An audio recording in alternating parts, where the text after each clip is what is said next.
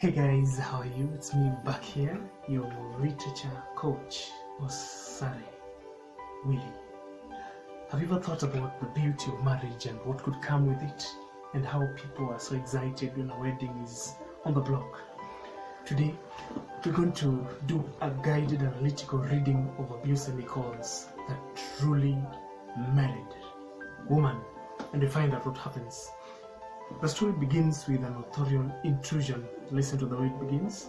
People who live together get used to each other.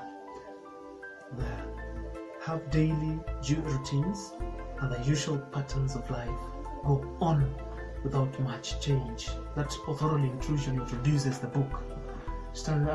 Paragraph 2 is a flashback. Ajay and Ayo have been together for 12 years. They're not yet married. Ajay had meant to marry Ayo, but somehow the right moment never came. He's quite comfortable with things as they are, maybe a little too comfortable. Ajay sat up and looked at the cheap alarm clock on the chair by his bedstead. It was 6:15 and light outside already. The African town was slowly waking to life, of course, as a personification to show how the life in the town was beginning to dawn. The hawkers were walking up and down.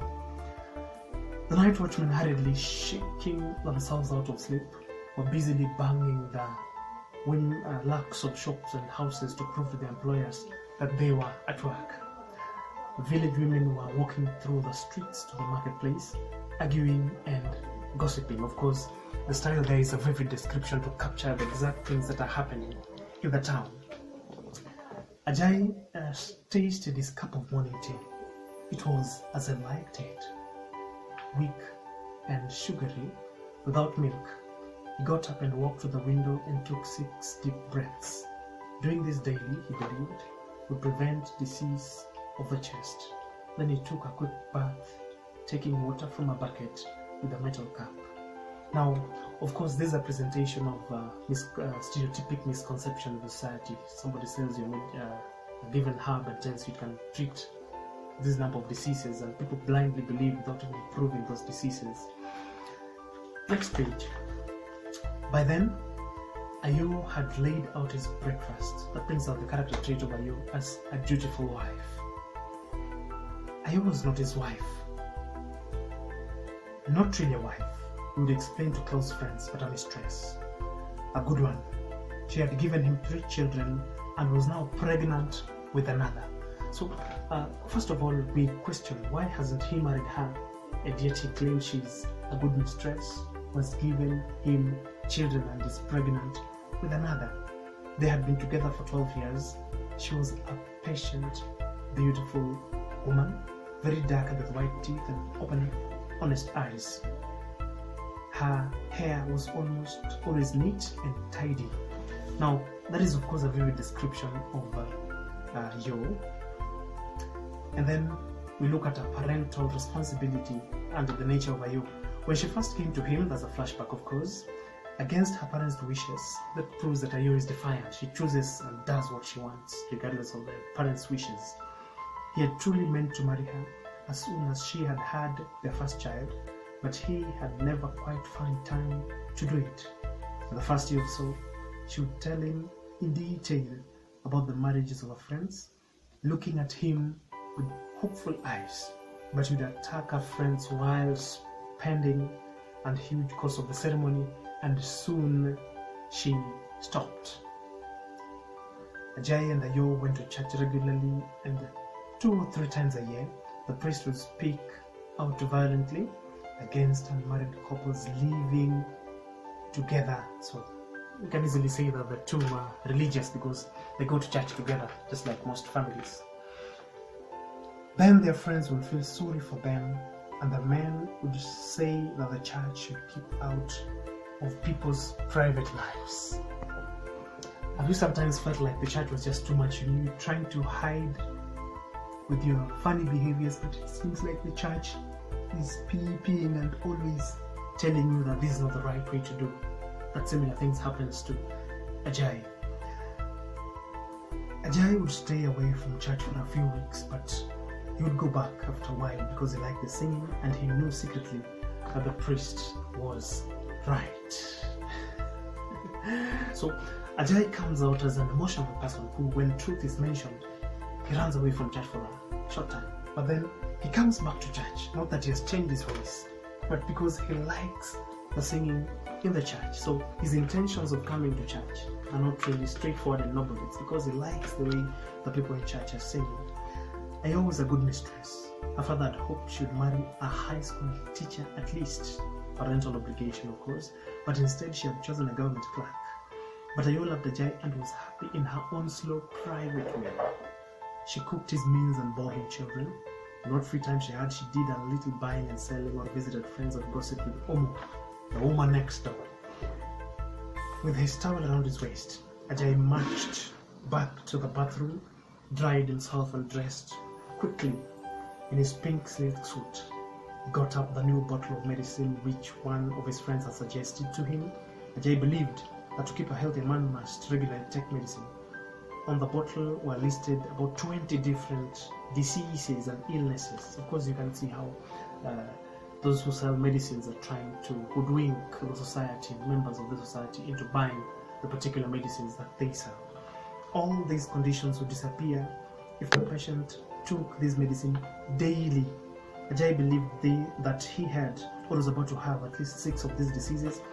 It was also said that on the bottle that a teaspoonful of medicine should be taken 3 times a day. But Ajay only remembered to take it in the morning, so he took a big drink from the bottle. The medicine had a bitter taste and Ajay was pleased. That obviously meant that it was good, strong medicine.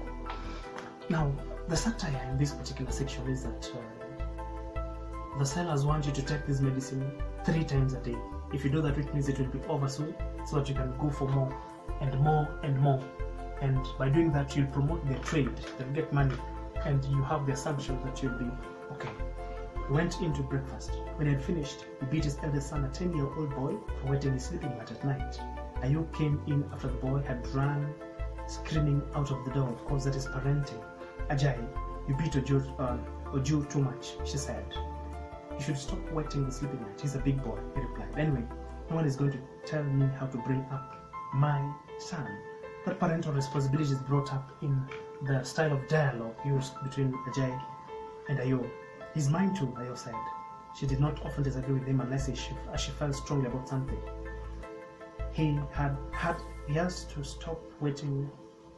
He says he has not stopped wetting, although you beat him every time he does. So she's thoughtful. She thinks about it. He beats the child. The child still wets the bed. It means the beating does not work. She's thoughtful. In fact, he's doing it more and more now. Perhaps if you stop beating him, he would get better. Did I beat him to begin doing it in the first place? Ajay asked. No. Well, if I stop beating him, how will that stop him doing it? Ajay asked, pleased with his own cleverness. So he's self-conceited, of course. That style of dialogue. You may have your own opinion, Ayo said, but our own countrywoman Bimbola, who has studied nursing in England and America, told us in women's group meetings that it is wrong to punish children for such things. All right, I'll see, he said, reaching for his sun hat. So again, Ajay comes out as an understanding person. Because he has seen that he's beating the boy doesn't. He has his own beliefs, but when the wife explains to him what they have learned from the meeting she attends, he changes his mind and says, all right, he'll see. All that day at the office he thought about this. So Ayo had been attending women's meeting. That was a surprise. Although looking so quiet and then telling him about the modern ideas of overseas doctors, he smiled. Yes, Ayo was certainly a woman to be proud of. Perhaps it was wrong to read the boy. He decided not to do it again. So, thoughtful. Towards closing time, the chief clerk sent for him. Wondering what trouble he was in, he hurried along to the office. He's a very pessimistic man. When he's called, he just believes that there's a problem he's done, like a schoolboy who's been called by a deputy. There were 3 white men sitting on chairs by the chief clerk, who was an older African man dressed very correctly. Ajay's heart started to beat loudly. The police, he thought. Oh God, what have I done? Again, pessimistic, always think about the wrong thing. Mr. Jai, this gentleman have asked for you, the chief clerk said. Again, the dialogue reveals what happens. Well, as a married person, do you sometimes feel like your spouse does some things that you don't agree with? Well, how do you interact with that? How do you react to that? Do you feel like your space has been obliterated, or do you think about it critically? Let's find out what happens between Ajay and the white men who've come to look for him. Pleased to meet you, Mr. Ajay, that's all I said, with a smile. We belong to the World Gospel Crusading Alliance from Minnesota in the USA. My name is Jonathan Olson. Ajay shook hands and the other two men were introduced. You expressed an interest in our work a year ago and we have not forgotten. We are on our way to India and we thought we would come and see you personally. The boat on which the men were traveling had stopped for a few hours near Ajay's town. The chief clerk looked at Ajay with new respect. Ajay tried desperately to remember incorrectly WGCA, as Olsen now called it, while he made polite conversation with them. Then suddenly remembered. Some time ago, a friend who works in the United States Information Service had given him a magazine which contained an invitation to join the WGCA. He had written to the WGCA asking for information, but really hoping that he would send free Bibles which he could give away or sell. So that's the flashback of what happens in the past that brings us to the present, where Ajay is now interacting with the white men, the missionaries. Of course, that's the style of that is the style of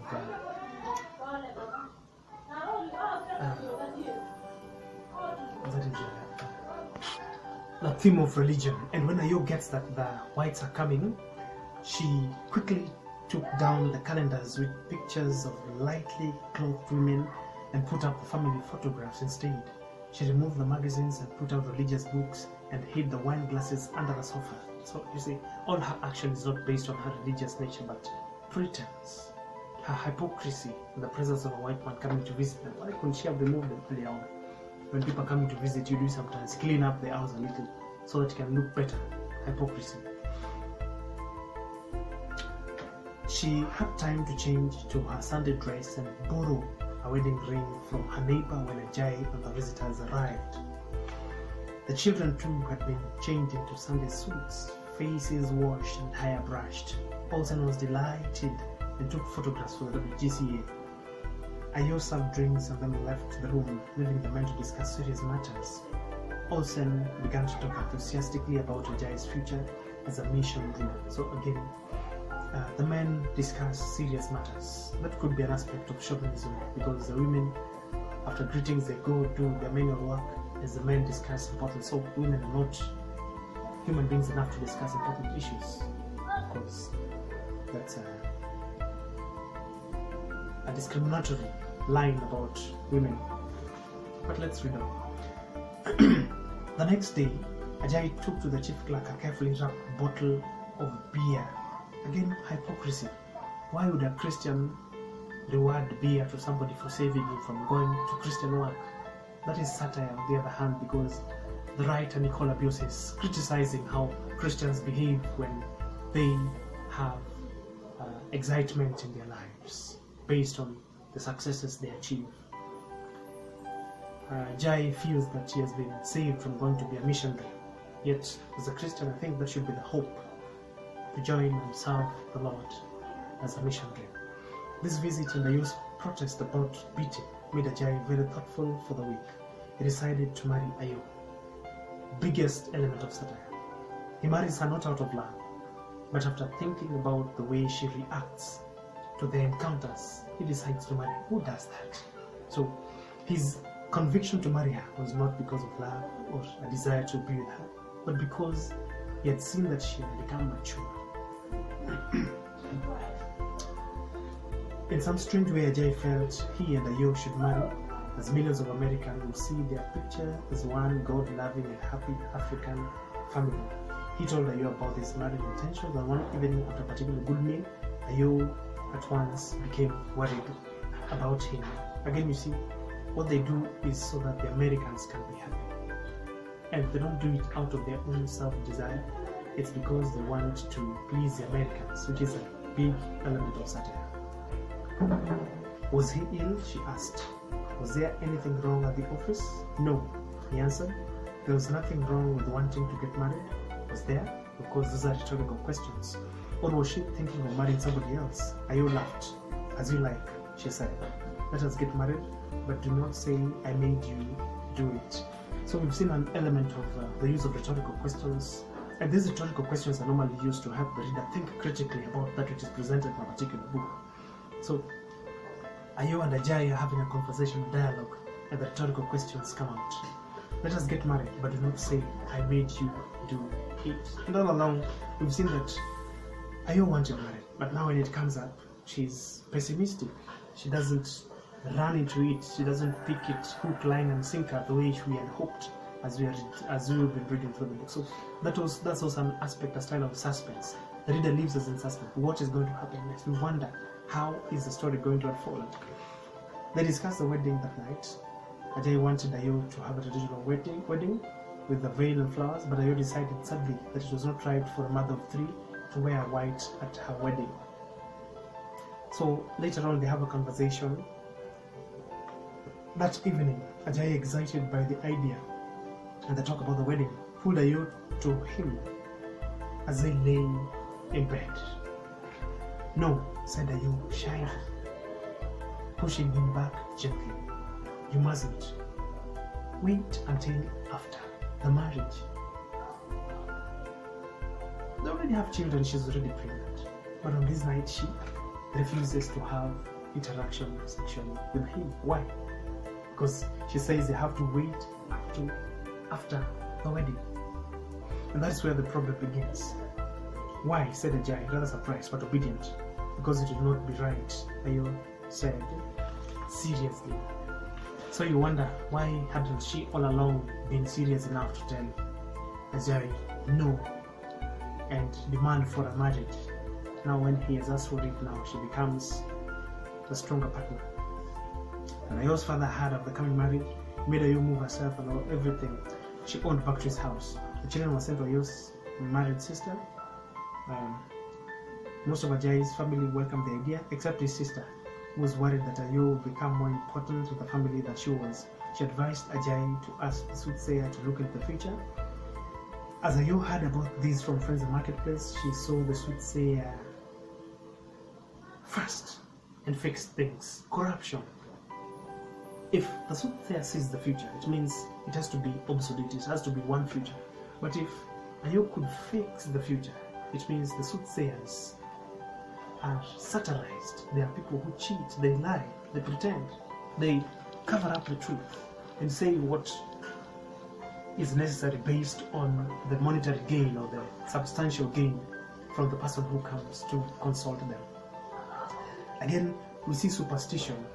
The aspect of superstition is evident because they have to consult a soothsayer to tell them how the future will be. They cannot see it on their own, and they believe if they see this soothsayer, they can know what will happen in the future. But is it true?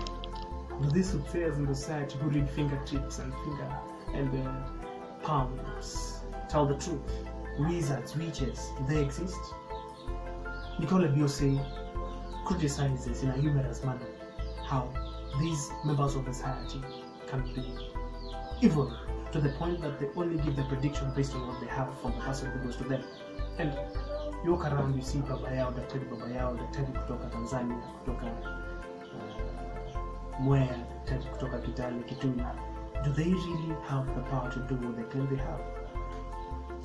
Evident in this book. Now, apart from that, we see hypocrisy very evident. The sister and Ayo also fixes she's corrupt. Next we have the aspect of jealousy from Omo, the neighbor of Ayo. Usually she was giving her the ring, but today when she learns that she's getting married, she doesn't want the ring. In fact, she refuses to give her the ring. Nicol uses the dialogue to bring out the character trait of Omo as jealous, pessimistic. He also shows how unrealistic and unreasonable she is. Listen to what she says. But my sister, she protested. Suppose you had an accident and all those doctors lifted your clothes in the hospital, they'll see everything through your dress. I never have accidents, optimistic Ayo says. Ayo answered, and Ajay says all Hollywood cinema women wear these. These are awful. They had nothing. You should be ashamed to wear them, the jealous girl said, pushing them angrily back over to Ayo. Why should I want to hide anything from my husband when we are married? Ayo said, winning the argument and moving happily back to her own kitchen. So that proves that Ayo is focused. She knows what she wants and she cannot be distracted by a woman who is jealous. A satire is also evident and irony. The day before the wedding, Ajay's uncle and other relations took a Bible and a ring to Ayo's father. They took with them 2 small girls carrying on their heads large jars, which contained things like pins, small coins, fruits, and nuts. These were traditional gifts to the bride from the groom. So in future arguments, they could say, this terrible man has given me neither a pin nor a coin since we got married. Of course, there's a proverb. Now we see the element of tradition mixed with religion. The Bible is there, and then the ring and the coins are also there. And again, in that same place, we see an unrealistic society where they mix up 2 divergent religions during this marriage. And then the tradition follows when Ayo's family pretend that they don't let the pass by, then come and ask. And then there's a dialogue that ensues as they try to talk about their presence there, and another dialogue that shows how the traditional wedding negotiation occurs. And finally, there is a celebration at the end. The next morning, the women of the family, of course, now dialogue is used there to break monotony of narration, and it's also used to bring out character traits of the 2 participants, the 2 families. It also brings out the theme of tradition, how the traditional aspect of marriage was carried out in this particular society. Now, Nicol criticizes the beliefs of people in particular things. Now, the next morning, the women of her family helped her to wash her dress. Her father gave her away at the marriage ceremony at the church, a quiet wedding with about 60 people. Afterwards, they went to Ayo's family home for the wedding meal. At the door, one of Ayo's aunts met them and gave them a glass of water to drink. First Ajay, then Ayo. Listen to the advice that she gives. Do not be too friendly with other women, she told them, because they are still your husband. Live peacefully together. You do not let the sun go down on an argument between you. And you, Ajay, remember that a wife can just be as exciting as a mistress, and do not use violence against her daughter, who is now your wife. Total satire. Does it mean that when Ayo is a mistress, Ajay can use violence against her? Does it mean that when she's a mistress, they can have anger issues way up to midnight? So the satire comes out because now that they're married, they're given advice on how to stay peaceful. Are they expected to be at war before they get married? And when she says that a mistress can be just as exciting as a wife, it means they're claiming that a mistress is exciting. Then why is Ajay struggling so much to get into marriage if a mistress is exciting? Total satire of the society.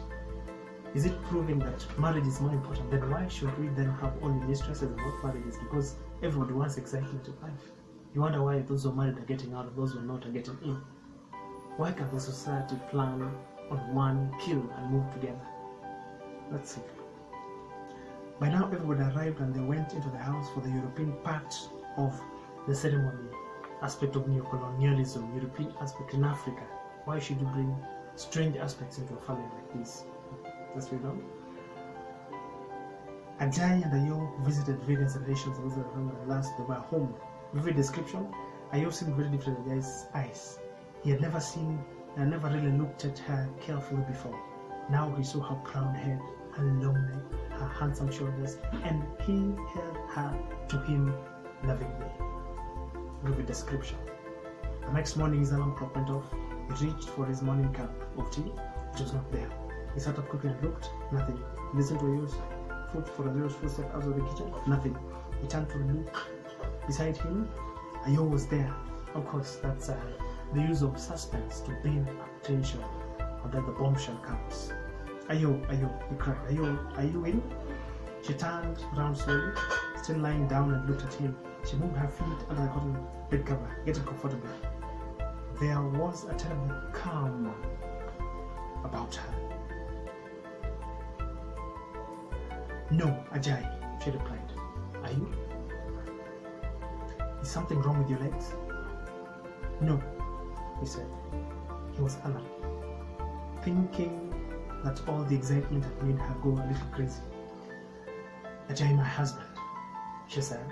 For 12 years I have got up every morning at 5 to make tea for you and breakfast. Now I am a truly married woman. You must behave towards me with a little more respect. You are now a husband and not a lover. Get up and make yourself a cup of tea. That is the use of sarcasm, bitter wounding words. And again,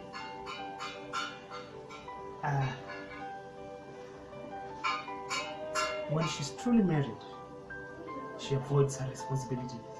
When she's a mistress, she does the duties dutifully. Does it therefore mean that being a mistress and a family stay is better than marriage? That is for you to decide.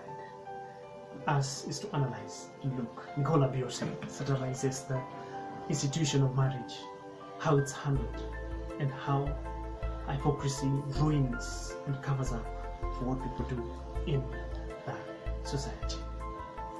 As a literature coach, I believe this story is an excellent story that brings out the hypocrisy in our society. Many times we assume, pretend, cover up things just for others to see, and for the beauty of what can be seen by those around us. The beauty of life is in living a real life. For today, enough said, and always subscribe to get the best analysis of these videos when they come. All the best. God bless.